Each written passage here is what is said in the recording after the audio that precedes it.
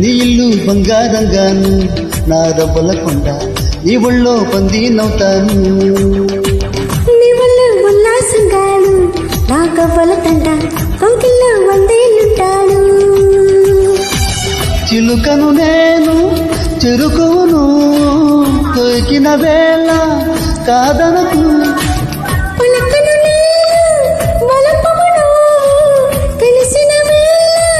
వలపులు రాయకుండా వెళ్ళకు నీళ్ళు నీళ్ళు నీళ్ళు బంగారంగాను